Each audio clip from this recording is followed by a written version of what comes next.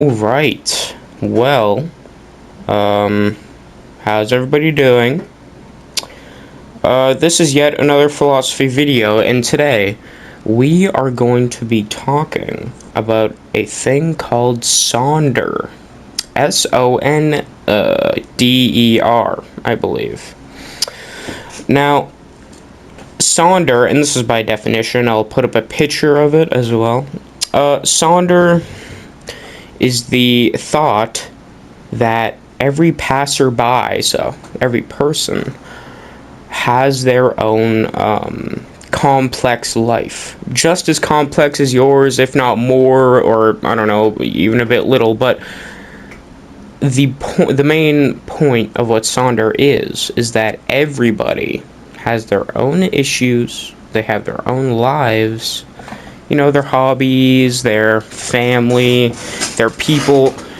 They have something very close to you, to the same things you have. Now, some key components may be missing, like a mom or a dad, or I don't know, just things like that. But anyway, now you may be asking, what is or who made the definition of Sonder?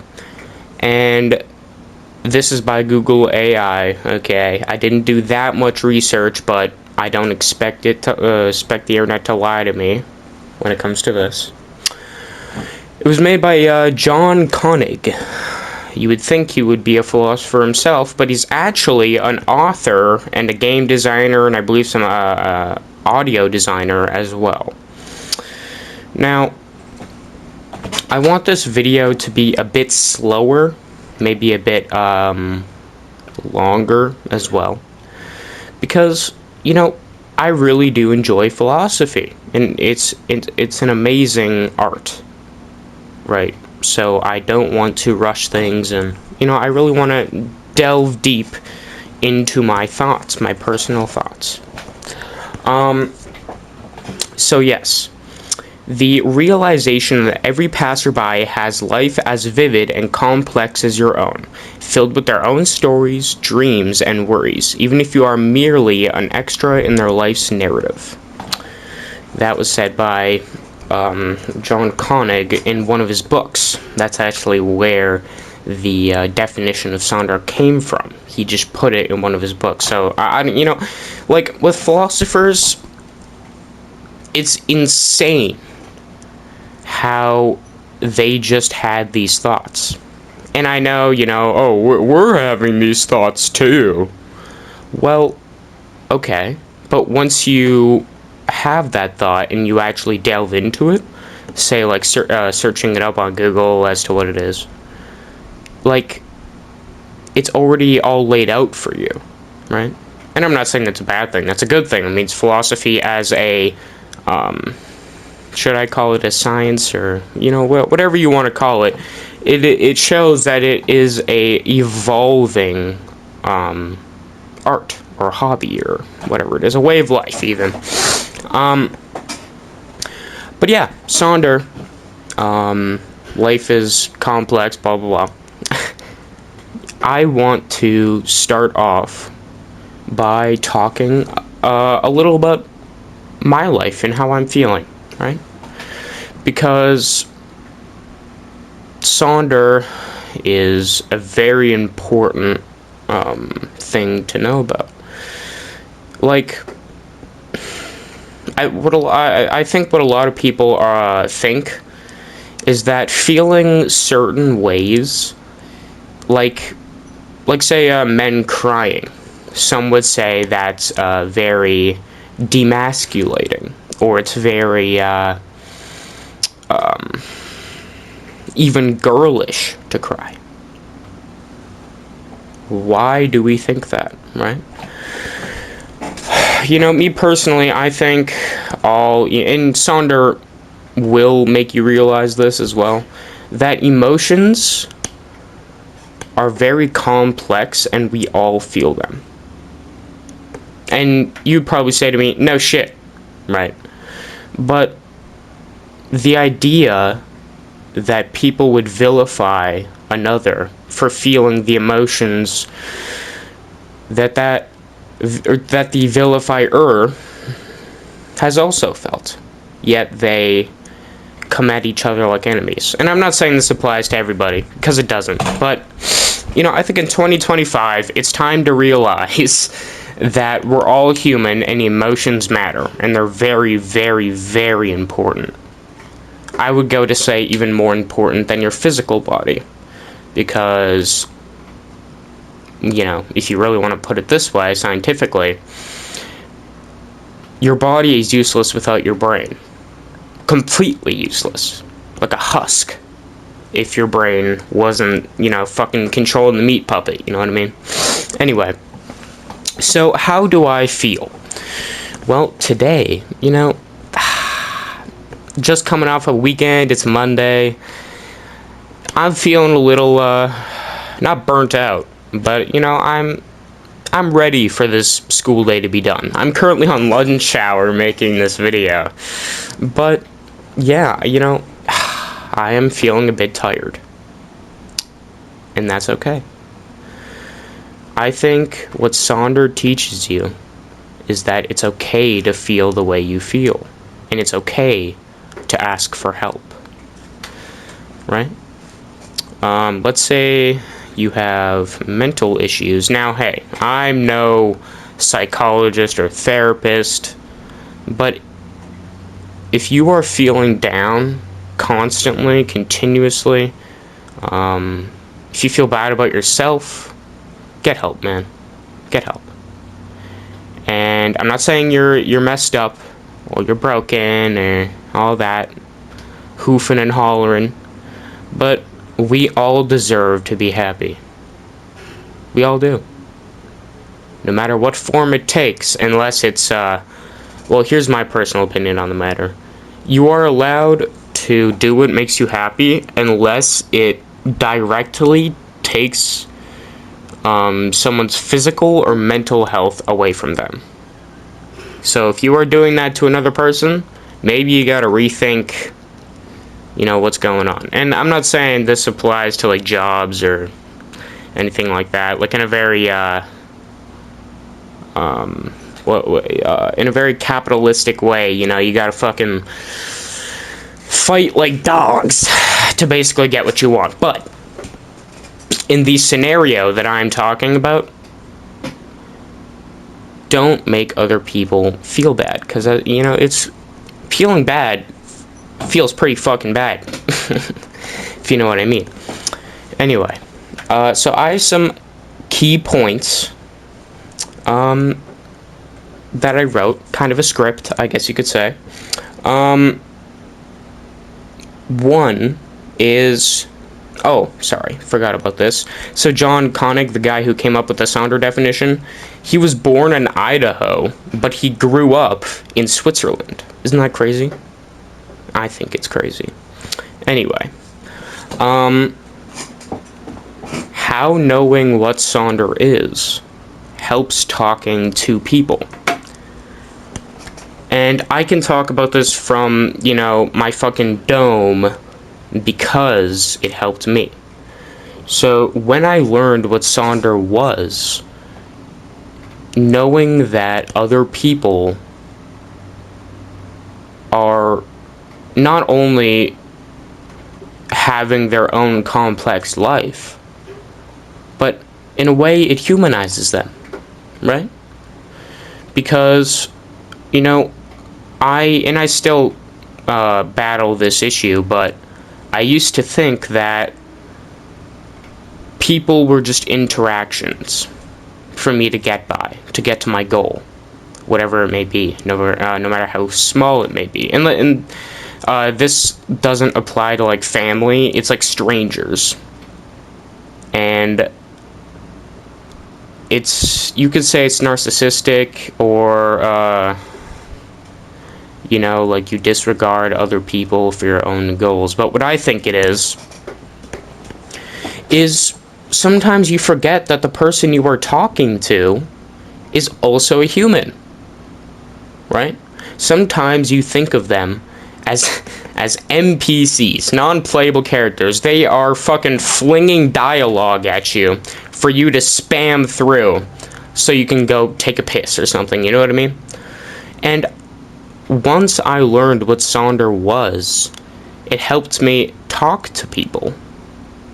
And I'm not saying, I'm a professional talker, but it helped me take people's words as it is, and like, it really does humanize them. It really does, because helping, let's say, like, what would be a good example? Like, helping others. Now I'll talk from my own personal perspective. I used to think that, I don't know, like, I didn't need to help others. And if I did help others, it was so I could be in a position of gaining that benefit from helping others, and paired with not having to help them anymore. So it benefited me, and I'm free of this metaphorical oath I've been put under by moral values instilled by my family. My family says, be nice, and I agree with that. But in my mind, it helped me gain. I gained something from it, and I was able to satisfy my moral compass, which I guess in a very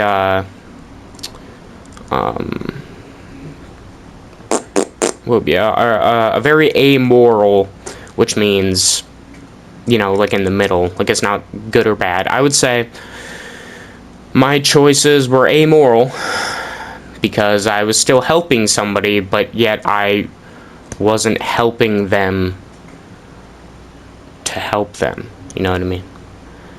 But Sonder teaches you to really look at people like they're human. To not be rude to people.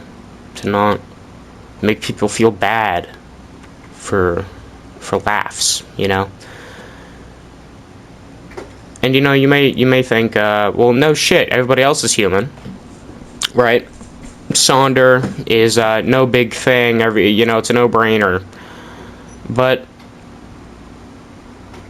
it really helps you find your place in the world, and not objectively like, oh, your job or your passion or, I don't know, your life goals. But what I mean is that the emotions that you are feeling, somebody else has felt them. And that doesn't mean your emotions are not valid.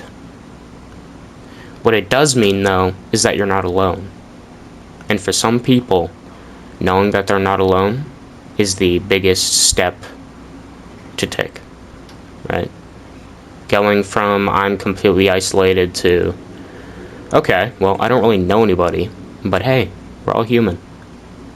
And if this human doesn't like me, that doesn't mean I have to hate him back. I just don't have to talk to that human anymore. He will find his own path in life that I don't necessarily ever need to cross with him again.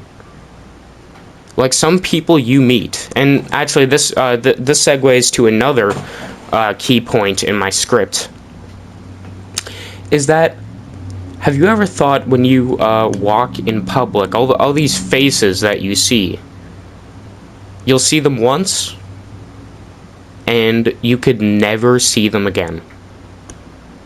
And what I used to, and I didn't used to think of it at all, but in truth, it's not like these people disappear, right? In truth, they go on to live a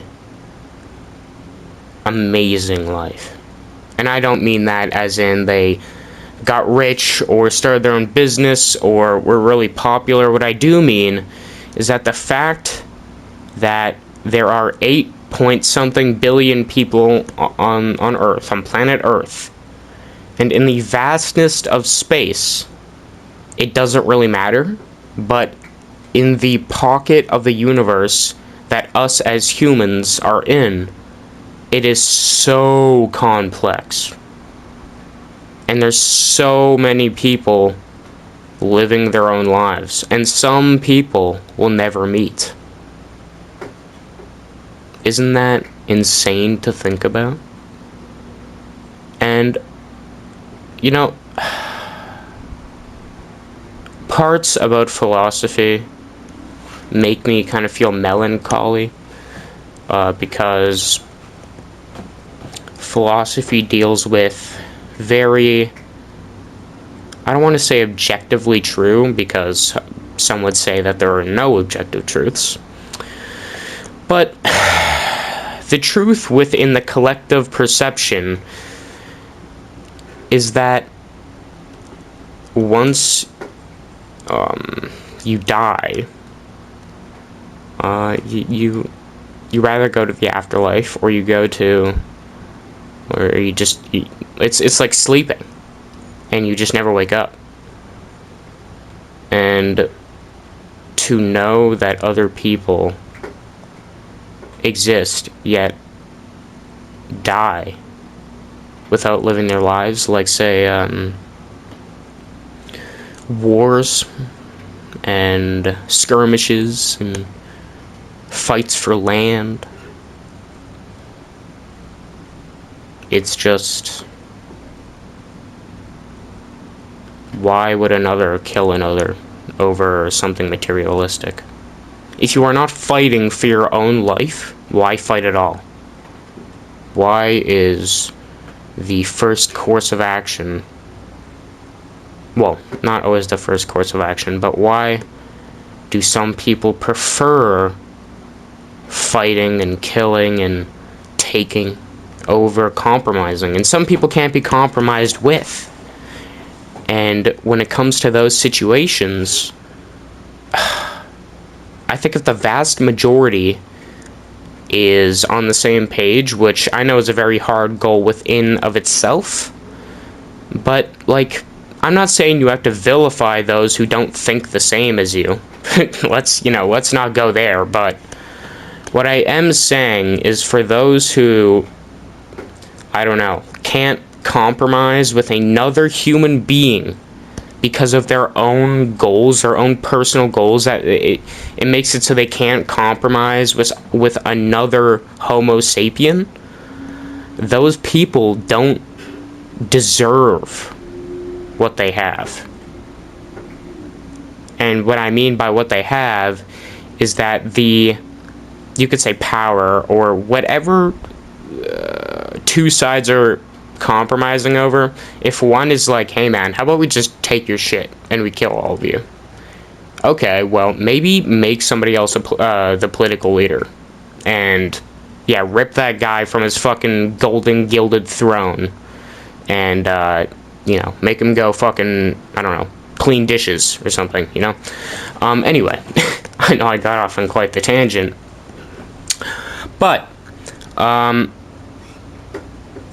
I want to talk about how fascinating people are, and I know I've basically already been talking about that, but when living your own life,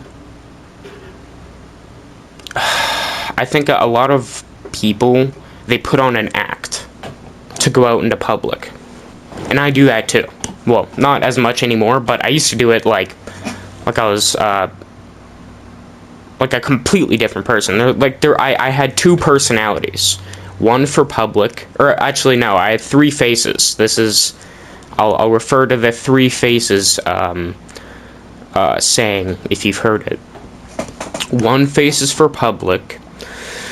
The second face is for your close friends and family. And your third face is the one you only show to yourself, so nobody else knows. Take it to the grave kind of shit, you know what I mean? And I think that, I'm not saying you should be an open book completely, but I think when it comes to